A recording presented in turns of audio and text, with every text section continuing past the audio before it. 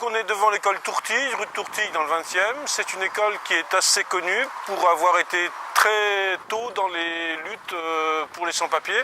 C'est notamment une école où la directrice a été mise en difficulté par la police pour avoir soutenu des familles de sans-papiers.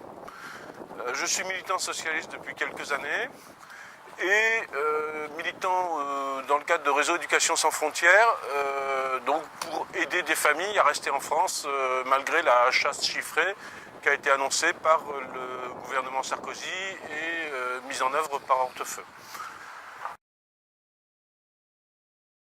Le principe d'action de soutien à une famille, c'est aider les familles à faire des dossiers pour obtenir des visas, mais on sait que c'est très difficile avec les nouvelles lois Hortefeux. Et c'est surtout lorsqu'une famille est en situation d'être expulsée à très court terme, c'est-à-dire internée dans un centre de rétention et à partir de ce moment-là, dans un délai très court, la préfecture va faire l'impossible pour expulser cette famille le plus vite possible.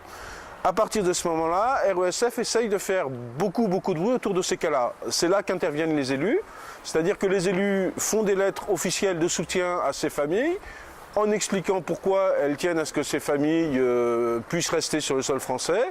Et dans ce cadre-là, effectivement, des élus comme Daniel Simonet, Georges Paul-Angevin, Daniel Hoffmann-Rispal, Frédéric Calandra, nous apportent régulièrement leur soutien pour aider à faire connaître ces dossiers. Alors, j'ai évidemment cité les gens de mon parti.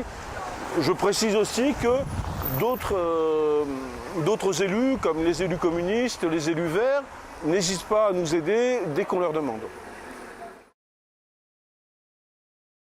Nous sommes régulièrement accusés de droit de l'hommisme. Ce que nous croyons, nous, c'est que des enfants qui ont commencé à pouvoir bénéficier d'une éducation en France, d'une éducation de qualité, doivent pouvoir la suivre jusqu'au bout. Ce que nous pensons, c'est que le pays des droits de l'homme n'a pas à prendre l'initiative d'expulser des familles, de briser des destins, alors qu'au contraire, et pour faire grandir la France, et pour faire grandir l'Europe, et pour faire grandir le monde, il faut qu'on puisse exporter notre éducation, notre culture, nos valeurs. Et que l'immigration, quelle qu'elle soit, est un excellent moyen de le faire. Nous pensons que ces valeurs-là sont des valeurs de progrès. Et c'est sur cette base-là que nous faisons confiance à la liste Calandra et à la liste de la gauche sur le 20e.